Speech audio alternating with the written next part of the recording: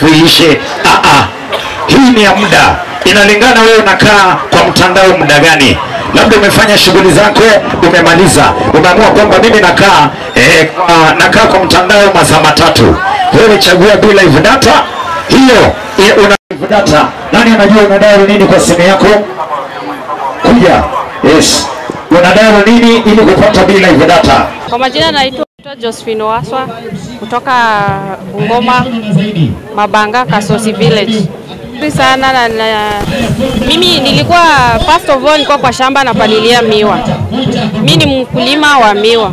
So niko kwa miwa hivyo napalilia, nasikia simu inaitana. Kwenda kuangalia ni namba ya Safaricom 0722.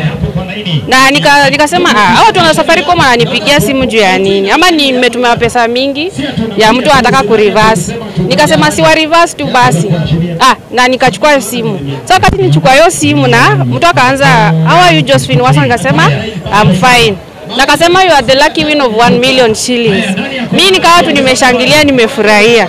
Na win that 1 million shillings, si ati nilitumia pesa mingi.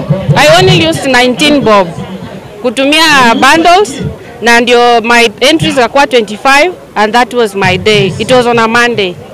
Yes, only 19 bob. Sikutumia pesa mingi na nika win that 1 million. Yes. 1 million sababu mimi ni mkulima. I venture into business ya kulima sana. First of all, juu ni pesa mingi nitanunua shamba sababu sina shamba.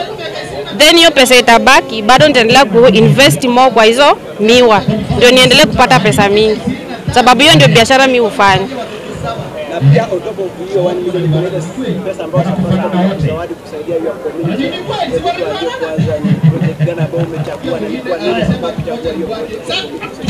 Ile pesa 250 juu niliamua kuzawadi community yangu ya pale penye naishi Kasosi Village shule, sababu hiyo shule haikuwa na desks. Sasa nika request Safaricom watengenezee grade 1 2 3 desks.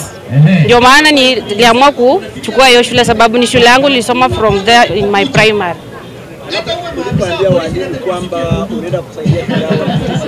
Madam, she is very happy. Hata ajui aseme nini, alihisi like kunibeba juu.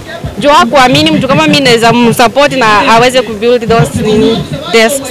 Labda ungependa ujumbe gani ambao unao kwa Safaricom na kushirikiana na ile kazi? Mimi nataka tu kuambia kwamba